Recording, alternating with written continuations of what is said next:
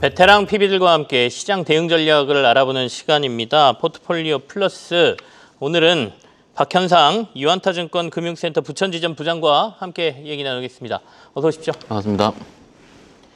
먼저 집중 섹터하고 회피 섹터 한번 화면으로 확인하면서 얘기를 좀 나눠보죠. 오늘 집중 섹터는 화장품, 회피는 초소형주 이렇게 고르셨네요. 네. 이틀 전 두 분이 화장품주를 다들 회피센터로 선정을 하셨는데 오늘 또 박현상 부장께서는 집중 섹터라고 하니까 이분들의 의견을 좀 종합해서 판단하시면 좋을 것 같고요. 일단 회피 섹터를 초소형주라고 뽑으셨는데 저희가 보통 이제 섹터라고 하면 네. 뭐 조선 네. 뭐 이렇게 업종별로 보는데 네. 초소형주는 이제 섹터는 아닌데 어쨌든 작은 주들은 변동성이 좀 커지니까 지금은 접근하지 말아라 이런 말씀으로 이해하면 될까요? 회피부터 말씀드리자면 네네. 아시다시피 지금 조선 기자재부터 시작을 해서 이런 현상들이 왜 나타나냐면은 대형주 단에서 밸류가 꽉 찼거나 혹은 확산이 나거나 이럴 때 마지막 단에서 일어나는 현상들입니다. 지금 네. 시장들 보시면 오늘 밤에도 고용을 발표할 텐데 느낌상 이게 이거다 하는 대형주들을 내가 지금 매매하기가 사실 그렇게 어려운 환경은 맞습니다. 시장 참여자도 똑같이 그 안에서 니치마켓을 찾기 위해서 네. 일부 중소형주 단, 반도체로 따지면은 많이 빠져 있었던 소부장이라든지 이런 쪽으로 니치마켓이 들어오긴 들어오는데 소부장까지야 기관들 외국인 매매하는 건 같이 할 만해요. 그렇지만은 어제 그제부터 시작된 시총 1000억 달이라든지 이런 종목들은 갑작스럽게 상한가 치는 모습을 보이고 있습니다. 네. 그게 비단 조선 기자재 쪽뿐만이 아니고 다른 섹터, 뭐 드론이라든지 이런 쪽 다 보이고 있는데 특히 시장이 부재하고 오늘 시장이 플러스긴 하지만 외국인들은 일부 팔고 뭐 선물은 사긴 하지만요. 네. 이런 식으로 방향성이 나오지 않을 때 일어나는 현상. 그런데 저희가 경험적으로 현장에서 봤을 때 이럴 때 잘못 쫓아갔을 때 시장이 다른 방향으로 컨셉이 바뀌어서 다른 새로운 섹터가 태어날 때는 그 종목들이 죽어요. 그런데 죽을 때 시장에서 말을 안 합니다. 네. 그런데 그런 종목 특징은 거래도 없습니다. 특히 지금 시즌에 매매가 어려운 거 저도 이해를 하거든요. 이럴 때는 차라리 이런 쪽을 내가 단기로 매매할 필요가 있지. 그래서 내가 지금 1박 2일이든 뭐 일주일 단위로 매매하겠다 이런 거는 피하는 게 어떨까 싶어서 말씀을 드리고 있습니다. 결국 이제 순환매가 빠르게 돌아갈 때 그렇죠. 변동성이 큰 이 작은 종목들, 네. 특히 말씀하신 것처럼 거래량 적은 종목들은 자칫 잘못 들어갔다가는 팔지도 못하고 팝니다. 예. 그냥 손실을 그대로 떠안는 경우가 많으니까 이렇게 빠르게 순환매 일어날 때는 이 초소형주들, 좀 작은 종목들은 아무리 좋은 섹터라고 하더라도 좀 회피하자 이런 말씀이시네요. 특히 한 1, 2주 동안 지금 그런 현상들이 나타나고 네네. 있고요. 그게 지금 좀 섹터만 나올 뿐이지 우리가 화려하게 보긴 보잖아요. 그런데 그 다음에는 전혀 언급을 안 해요, 시장에. 그러면 참여자들이 굉장히 좀 헛헛해하시고 힘들어 하시거든요. 그렇기 때문에 그냥 지금 보고 있던 것들을 빠질 때 매수하는 게 좋다라고 생각하고요. 말씀드린 화장품까지 같이 말씀 좀 드리자면 네네. 이게 화장품은 사실 보는 뷰에 따라서 굉장히 다를 겁니다. 8월 달 수출입 동향이 12% 정도 빠졌어요. MOM 기준으로. 네네. 그러니까 우리 참여자들은 아시다시피 열흘 단위로 다 확인하시면서 거기서 매매를 하고 계시잖아요. 그런데 2분기에 기저에 이미 해외향 매출이 줄어들었기 때문에 OEM, ODM 종목들이 이미 부러져 있는 상황이기도 하고요. 그 참여자 어떤 생각을 하냐면 기존에 좋은 APR은 매직큐브를 할까? 아니면 지금 부러져 있는 OEM, ODM을 할까? 이런 것들을 고민하고 있는 시기는 맞아요. 그런데 그러면 우리가 지금부터 어떤 일이 일어날까 고민을 해봐야 되는데 네. 하반기에 미국의 블랙 프라이데이든지 혹은 중국의 광군제 같은 소비 시즌이 이제 시작이 되는데 아직 시장에서 얘기를 안 합니다. 일반적으로 11월 전에 11월 달에 시작을 하게 되면 우리가 한 달에서 한 달 반 정도 미리 선주문을 하게 되거든요. 8월 달에 이미 수출이 꺾인 것 같을 경우는 이미 우리가 기존에 관세 이전에 땡겼던 물량들 갖다 치고요. 네. 중간에 지금 모멘텀이 부족하기 때문에 많이 빠져 있습니다. 그런데 제가 한 2주 전부터 저희 포트 시간에 조금 길게 보는 섹터 위주로 말씀을 드리고 있는 게 지금 가는 거 쫓아잡으면 안 돼요.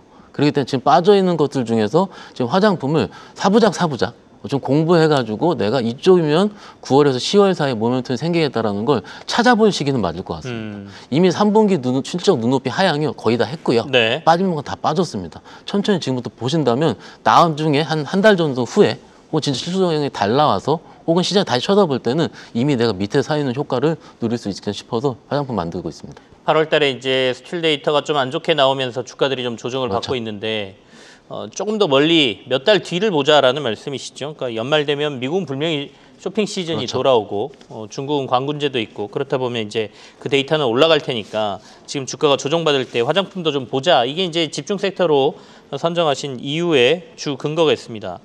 지난주 시장 포트폴리오를 한번 점검하면서 얘기할 필요도 있겠습니다. 어땠습니까?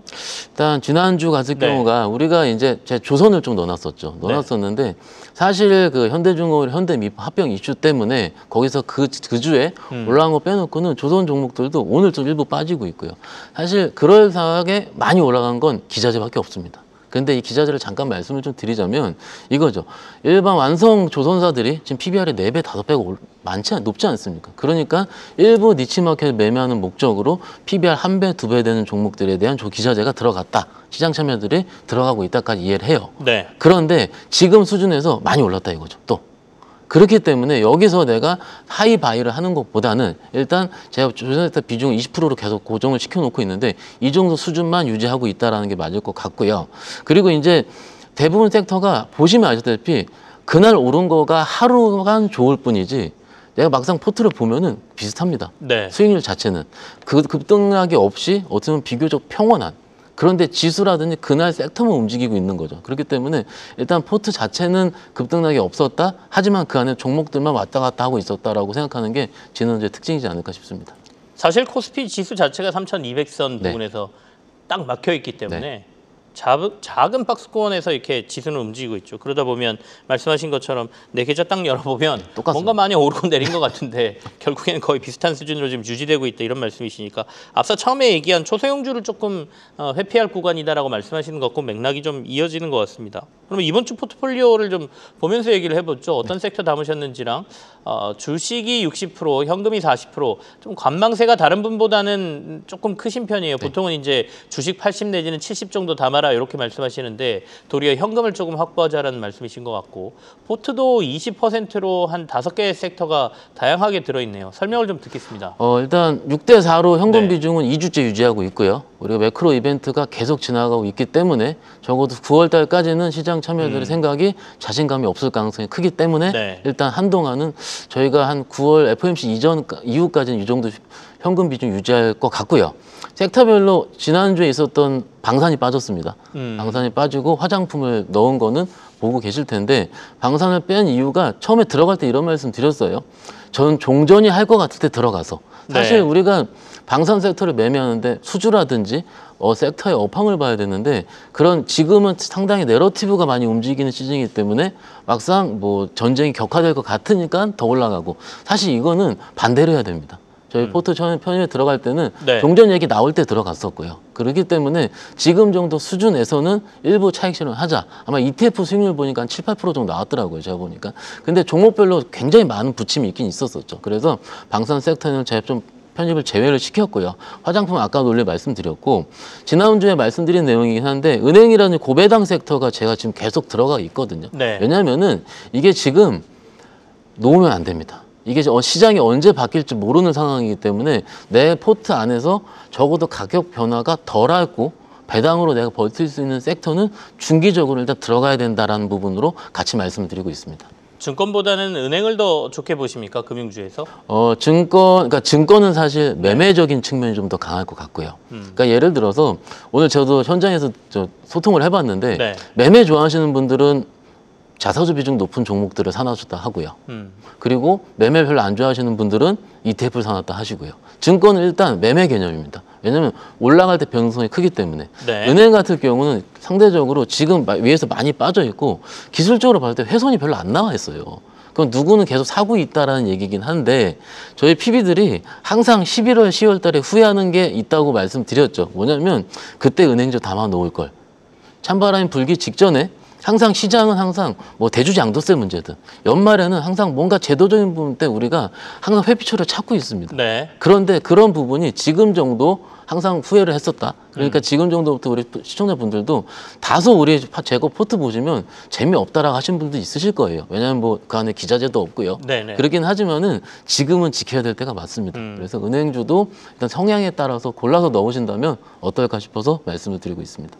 말씀하신 것처럼 저도 증권부 기자할 때 네. 찬바람 불면 배당주 뭐 이런 기사를 썼던 기억이 있습니다. 근데 실제로 시장은 이제 8월, 9월 넘어가고 가을쯤 되기 시작하면 배당주에 대한 관심이 좀 늘어날 테고요. 더군다나 이제 자사주 소각 이슈까지 한 번 더 9월 달 이후에 나오면 이게 이제 시장의 이른바 지주회사부터 시작해서 금융주들에 대한 관심을 좀 불어넣을 가능성이 있다라는 말씀에 저도 좀 동의를 하는 편입니다. 그러면 이번에 편입한 포트폴리오 내에서 특징주를 좀 골라서 자세히 얘기를 좀 듣겠습니다. 네, 일단 뭐 엔터 안에서 JIP를 좀 말씀을 드리고자 하는데요. 네. 저희가 포트를 넣을 때는 실적 안 볼 수가 없습니다. 근데 실적이 뭐 우리가 알고 있는 엔터 3사들, 뭐 SM이든 하이브든 다 괜찮습니다. 네. 그런데 JIP가 마지막에는 제일 마지막에 발표를 했는데 2분기 실적이 서프라이즈가 나오긴 나왔어요.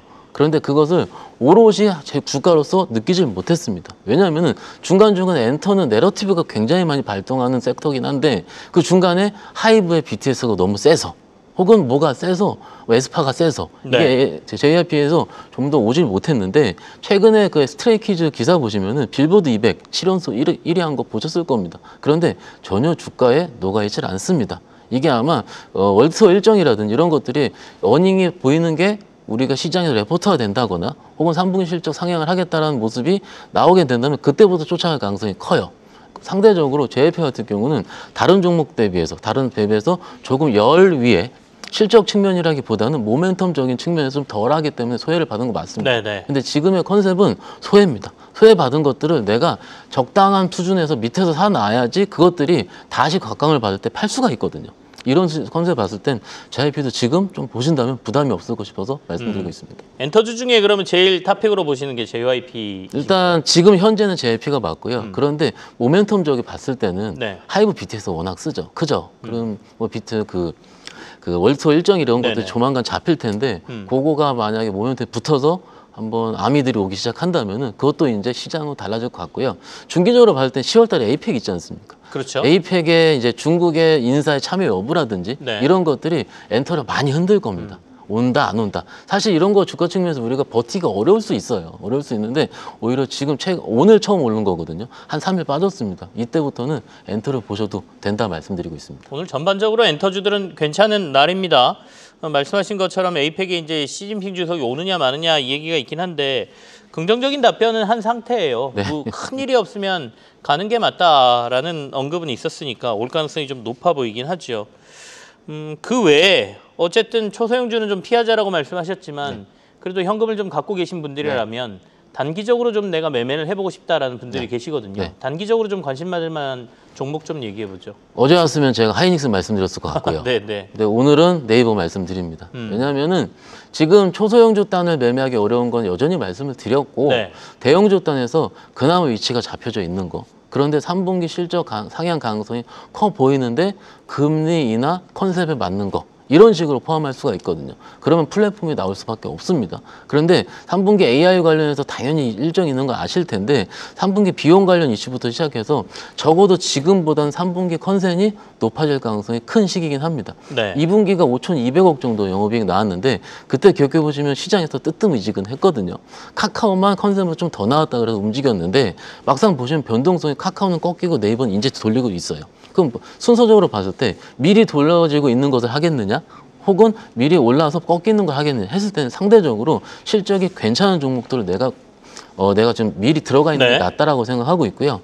기술적인 위치로 봤을 때도 지금 수준은 크게 부담스러운 수준이 아닙니다. 바닥은 이제 쳤다고 보세요. 어느 정도는 쳤고요. 쳤는데 여기선 내러티브가 붙긴 붙어야 돼요. 그게 실적 내러티브 붙든 혹은 AI가 붙든 혹은 쇼핑에 대한 뭔가 이슈 점유율이 나오든 이런 것들은 충분히 앞으로 나올 가능성이 크기 때문에 조금 이 정도에서는 지켜보셔도 단기적으로도 어느 정도 위치는 나오지 않을까 싶어서 말씀을 드리고 있습니다. 단기 투자에 사실 네이버는 약간 무겁다는 생각도 들긴 그렇죠. 하거든요. 그러면 이제 목표가 있어야 되지 않습니까? 네. 단기적이라면 기간하고 그다음에 위에 어느 정도 오면 뭐 뭔가 조정이 있을 것 같으니까 단기로 보라고 말씀하신 것 같은데. 일반적으로 우리가 기술적으로 이평선이 모여 있을 때 매매를 하자고 합니다. 그래서 5일, 20일 다 모여 있는데 여기서 어느 정도 위치를 보려면 한 일주일에서 2주일 정도 기간은 좀 보이고 있고요.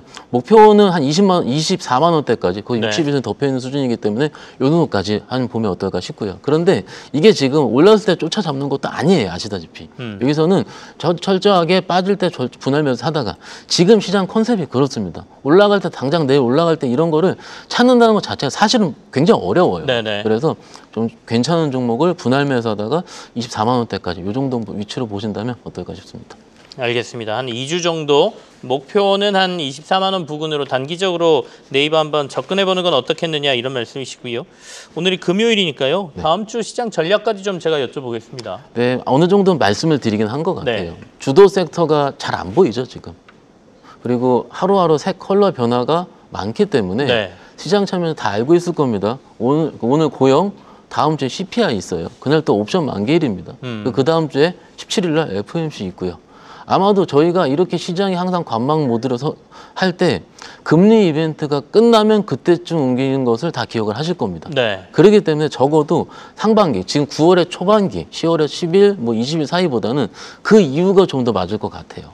대부분 매크로를 보면은 어떤 분들은 고용 불어지면 안 좋다. 어떤 분은 고용 불어졌을 때 경기 침체 가지 않는 시그널을 보였을 때가 좋다. 굉장히 설왕설래 할 수가 있거든요. 이럴 때일수록 우리가 지킬 수 있는 건 현금입니다. 그런데 저희가 한 3주 동안 봤어요. 어떻게 봤냐면 시장이 이런 매크로 이벤트 때문에 빠지면 외국인 선물이 다소 뜬금포로 7천억, 9천억씩 들어온 걸 봤습니다. 그 외국인들 입장에서 봤을 땐 3,100이든 저는 이게 3,100이라는 지수를 찍는 그것보다는 장중에 60포인트 이상 빠질 때 그때는 그 다음 날부터 들어오는 게 보이긴 보이더라고요. 그리고 그 금리 이벤트가 끝나면 우리가 이제 상법 개정 기대감이 다시 생길 수 있는 시기가 20일 이후로 나오긴 나옵니다. 그렇기 때문에 적어도 많이 사시지 말고요. 네. 내가 보고 있던 거를 많이 빠질 때 지수 급락할 때 그때 매수가 들어오니 조금 기다리다가 내가 보고 있고 공부한 거를 그때 들어가자. 대신에 여기서 신고가 난다 해서 안 팔지 말고요. 또 그럴 때는 또 일부 차익 실현을 하자라는 거고 말씀드리는 소형주라든지 바이오, 화려해 보이거든요. 말씀드렸습니다. 계좌에 드라마 같은 건 수익 잘 안 나옵니다. 그런 네. 걸로는. 그렇기 때문에 내 때를 기다리고 어느 정도 한다면은 한 1, 2주면 될 것 같습니다. 조금 알겠습니다. 더 기다리시는 시간 갔으면 좋겠습니다. 유한타증권 부천 지점의 박현상 부장과 함께했네요. 고맙습니다. 감사합니다. 계속해서 다양한 경제 이슈를 알고 싶다면 구독과 좋아요, 알림 설정 부탁드립니다. AI 캐스터 권미정이었습니다.